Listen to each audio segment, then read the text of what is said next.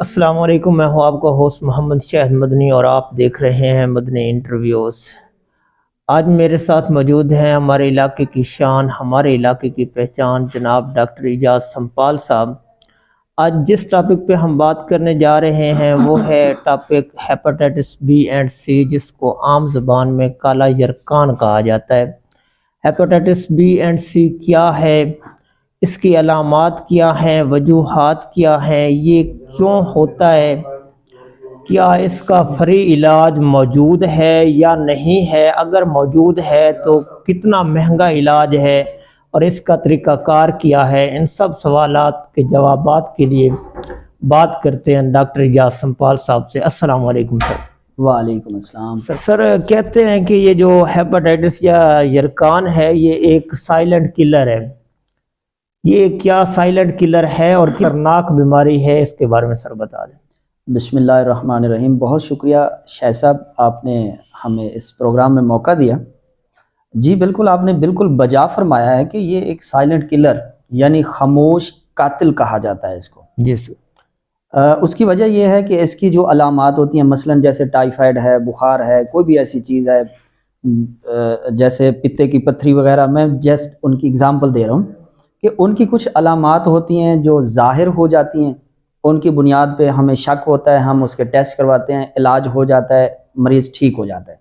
जी sir. उसके बरक्स hepatitis एक ऐसी बीमारी है जी सर। कि जिसकी अलामात ज़ाहिर ही तब होती हैं कि जब मरीज़ मोस्टली ऐसी स्टेज पे पहुंच चुका होता है कि जहां पे उसका इलाज आलमोस्ट नामुमकिन होता है। जी सर। यानी अगर मुमकिन भी होता है तो उससे हम उस मरीज़ की मिज़री को कम कर सकते हैं, उसकी अलामात को ज़रा सप्रेस कर सकते हैं, लेकिन उसको मुकम्मल तौर पे ठीक करना थोड़ा मुश्किल तस्वर किया जाता है। इस वजह से इसको हम साइलेंट किलर यानी खामोश कातिल कहते हैं। ठीक है सर। सर अगर एक बंदे को पता करना चाहता है कि मुझे हेपेटाइटिस है या नहीं है, तो अलामात क्या हैं, कैसे पता चलेगा उसमें? अच्छा देखें, सबसे पहले तो जैसे मैंने अभी थोड़ी देर पहले गुजारिश की है कि इसकी अलामात बहुत लेट जाके शो होती हैं। जी सर। असूलन तो हमें ये करना चाहिए कि हमें अपने अंदर अंदाज़ा ये रखना चाहिए, ये हमें तब मालूम होगा जब हमें ये पता हो कि हेपेटाइटिस बी या सी फैलता कैसे है। जी सर। पहले अगर हमें ये अंदाज़ा होगा तो फिर हम इसकी सर्विलेंस आसानी से कर पाएंगे। जी सर। तो इसके फैलने की सबसे बड़ी वजह जो होती है वो होती है शेयर्ड नीडल्स, यानी जैसे हमारे बहुत सारे छोटे डॉक्टर साहबान जिनको कहते हैं, या बाकी अस्पतालों में इवन ऐसा हो जाता है कि एक ही सिरिंज से एक को भी टीका लगा दिया, दूसरे को भी लगा दिया। जी सर। तो ये एक सबसे बड़ी वजह होती है। ये जो बहुत ज़्यादा ड्रिपों का कंसेप्ट होता है उसके ज़रिए ये फैल जाता है। इवन ये जो हमारे हजाम होते हैं, हेयर ड्रेसर होते हैं, उनके जो इंस्ट्रूमेंट्स होते हैं वो एक पे भी इस्तेमाल हुए, दूसरे पे भी इस्तेमाल हुए, उससे फैल सकते हैं। इसके अलावा जो इंटीमेट सेक्स, यानी एक ही बंदा जो है मुख्तलिफ पार्टनर से मिल रहा है, तो उसके ज़रिए भी ये फैल सकता है। अगर कोई भी बंदा ऐसी किसी वजह के, या इवन ये जो हमारे लैब्स वाले होते हैं, हमारे हेल्थ केयर वर्कर्स होते हैं, जी सर, जो कैनोला लगाते हुए, ब्लड निकालते हुए, ब्लड लगाते हुए, कोई ऑपरेट करते हुए उसके ऊपर जो है किसी और बंदे का ब्लड गिर सकता है, ऐसे सब लोग जो होते हैं वो हाई रिस्क होते हैं। जी सर। उनमें ये फैल सकता है। तो सबसे पहले जो ये लोग होते हैं, या वो लोग जो किसी हेपेटाइटिस वाले मरीज के साथ रह रहे हैं, तो इन लोगों को वॉलंटरीली हर 2 माह बाद, 3 माह बाद, 6 माह बाद अपने टेस्ट करवाते रहना चाहिए। ठीक है। ये वेट ही नहीं करना चाहिए कि हमें कोई अलामत जाहिर होगी तो हम टेस्ट करवाएंगे। ठीक है। अब रही बात कि अलामात क्या होती हैं, पता कैसे चलता है? जी सर। तो इसमें सबसे बड़ी अलामात, इसमें फटीग होती है, यानी थकावट महसूस करता है इंसान, भूख लगना कम हो जाती है, पेट बढ़ना शुरू हो जाता है, गैस रहना शुरू हो जाती है, जी सर। इंसान हर वक्त थका थका सा महसूस करता है। जी सर। ये वो सारी अलामात होती हैं। इवन उसके बाद फिर जब बीमारी थोड़ी बढ़ जाती है तो उसकी आंखें पीला होना शुरू हो जाती हैं, उसका छोटा पेशाब पीला आना शुरू हो जाता है, उसका जो बड़ा पखाना होता है वो मट्टी कलर का आना शुरू हो जाता है, इवन बाद में फिर वो ब्लैक भी आना शुरू हो जाता है। तो ये वो अलामात हैं जिनके ज़रिए हम अंदाज़ा कर सकते हैं।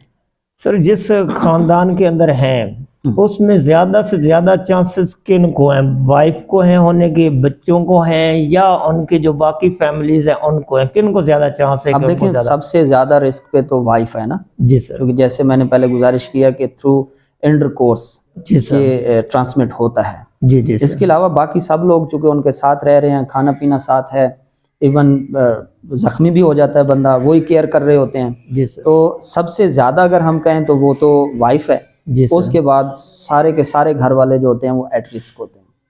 अच्छा सर, अगर एक बंदा आता है हॉस्पिटल के अंदर, वो टेस्ट करवाना चाहता है हेपेटाइटिस का, तो ये एक RAC लेवल पे क्या तरीकाकार है टेस्ट का? और गवर्नमेंट जो ऐलान कर रही है कि फ्री हम टेस्ट करवा रहे हैं और फ्री इलाज भी करवा रहे हैं, PCR भी करवा रहे हैं, तो इसका जो न्यू बंदा आया इब्तदा में, उसका तरीकाकार क्या है?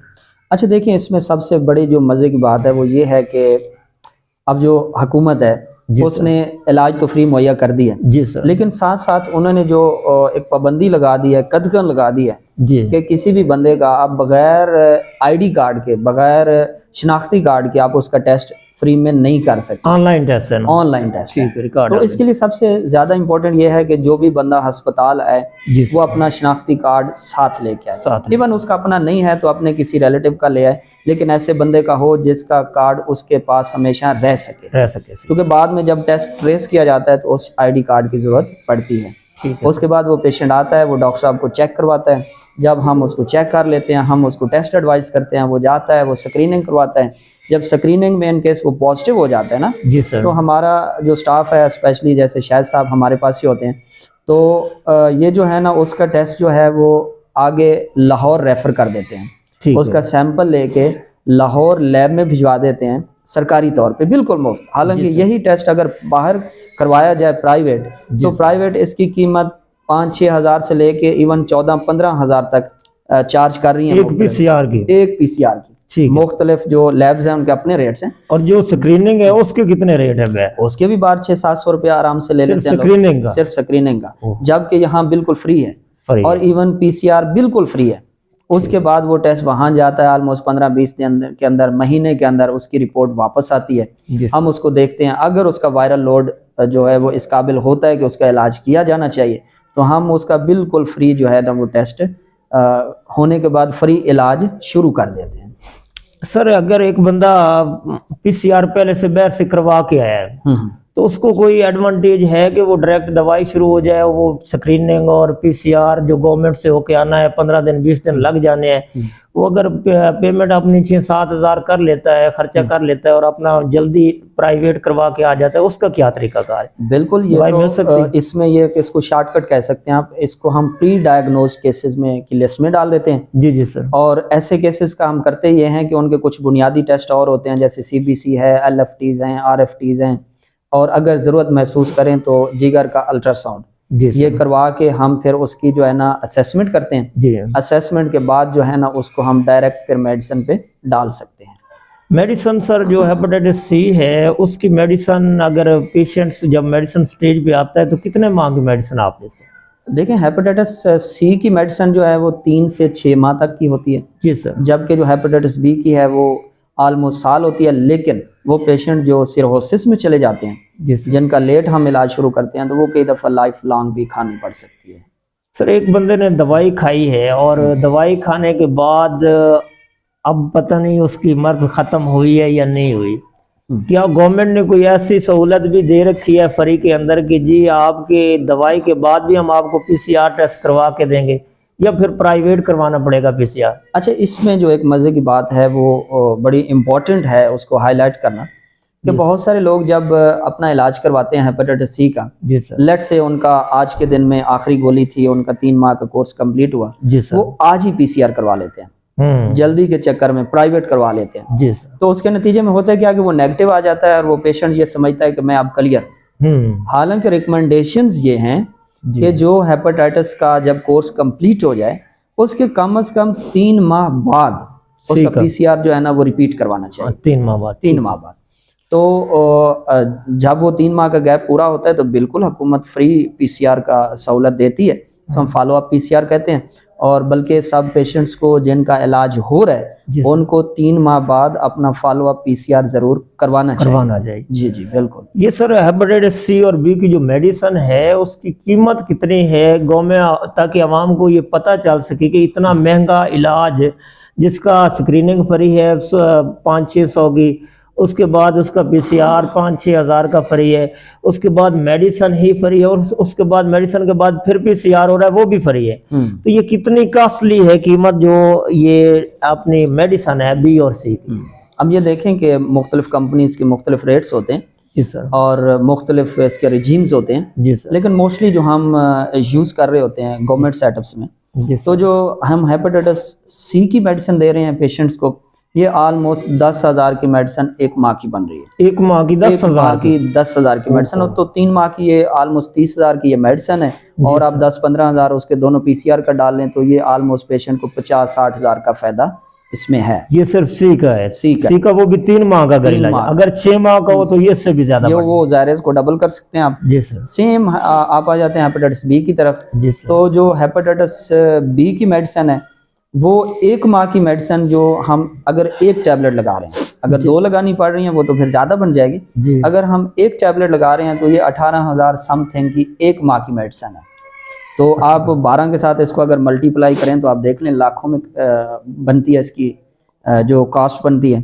लेकिन आप ये देखें, ये हम लकी समझें अपने आप को, जो भी समझें कि लोगों को हुकूमत जो है ना ये वाली चीज़ें फ्री में प्रोवाइड कर रही है। और ये ऐसा नहीं है कि बड़े अस्पतालों में जाना पड़ता है जी, हमारे अपने आप किसको कह लें डोर स्टेप पे मौजूद है जी। RHCs डोर स्टेप पे ही होते हैं जी सर। RHCs में इसका इलाज मौजूद है। बस ज़रूरत इस बात की है कि पेशेंट्स, जो हमारी लोकेलिटी है, जो हमारे लोग हैं, जो हमारी पॉपुलेशन है, वो इसकी अहमियत को समझे और इस इलाज को हासिल करें, ताकि उनकी जो आने वाली ज़िंदगी है उसकी मिजरी को कम किया जा सके। क्या सर कभी ऐसे ही हुआ है कि इतना सारा मुफ्त इलाज मरीज़ को बताया ही जाए कि गवर्नमेंट दे रही है, सारा कुछ करने समझाने के बाद भी मरीज़ की तशखीस भी हो जाए कि इसको हेपेटाइटिस हो गया है और मरीज़ फिर भी दवाई ना ले?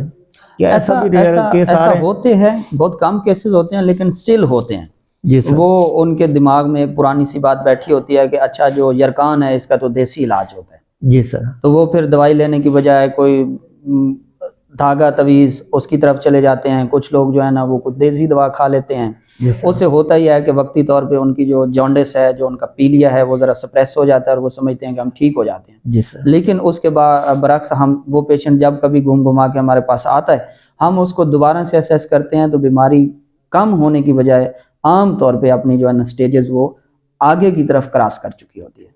अच्छा सर, एक मरीज आया है, उसने आके टेस्ट करवाया है, उसके टेस्ट नेगेटिव आ गया है, क्या उसको कोई डोज या कोई चीज और भी लगवाते हैं ताकि नेक्स्ट टाइम उसको हेपेटाइटिस ना हो, या उसको वैसे ही फिर वापस भेज देते हैं? अब ये देखें कि हेपेटाइटिस बी जो है ना, अच्छा जो हेपेटाइटिस बी है इसको अब मैं अगर कहूँ तो दुनिया की खतरनाक तरीन बीमारी कह सकता हूँ जी सर। क्योंकि हेपेटाइटिस बी जो है ये लीडिंग काज है हिपैटिक कार्सिनोमा का, यानी जिगर के कैंसर की सबसे बड़ी वजह जो है वो हेपेटाइटिस बी है। जिगर का कैंसर? जिगर का कैंसर, अच्छा, जिगर के कैंसर की सबसे बड़ी वजह जो है वो हेपेटाइटिस बी है। और हेपेटाइटिस बी जो है, आप इसको खुशकिस्मती कहें अपनी कि इसकी वैक्सीन मौजूद है। वैक्सीन यानी वो बंदा जो इसके 3 टीके वैक्सीन के लगवा लेता है जी सर, उसको दोबारा हेपेटाइटिस बी होने के चांसेस बहुत कम होते हैं, कम हो जाते हैं। और ये हम उन लोगों को लगाते हैं कि जिनके हमने टेस्ट करवाए उनको हेपेटाइटिस बी नहीं आई, तो हम उनको ये 3 टीके लगवा देते हैं, 1 माह एक, फिर 1 माह बाद, फिर 6 माह बाद। तो ये 3 टीके लगवाते हैं तो ये पेशेंट ऑलमोस्ट इम्यून हो जाते हैं टुवर्ड्स हेपेटाइटिस बी इन्फेक्शन। ठीक। अच्छा सर, इसमें कोई कैटेगराइज तो नहीं है कि कोई बंदा, एक बंदा आ सकता है आके टेस्ट करवाने, दूसरा नहीं आ सकता, या हर बंदा जितने मौजूद हैं हमारे इलाके में लोग सारे अपने अस्पताल यानी जो RAC लेवल है, THQ DHQ है, वहाँ पे आके ये टेस्ट करवा सकते हैं, या कोई कैटेगराइज मामला भी है? नहीं शायद साहब, it's open state to everyone जी सर। जो मैं कहता हूँ कि सब लोगों को ये टेस्ट करवाने चाहिए जी सर। फ्री में मिल रहे हैं, अगर निकल आया तो इलाज कर लेंगे, नहीं निकलेगा तो वैक्सीन लग जाएगी। तो ये तो मैं कहता हूँ कि बहुत अच्छी चीज़ है, सब लोगों को करवानी चाहिए। कोई ऐसा मैं नहीं समझता कि पॉपुलेशन का ऐसा है कि जिनको हम ये कह सकेंगे उन्हें नहीं करवानी चाहिए, ये सबको करवानी चाहिए। इंशाअल्लाह मज़ीद ऐसी खूबसूरत वीडियोज़ के लिए हमें देखते रहिए, दुआ में याद रखिएगा। खुदा हाफिज़।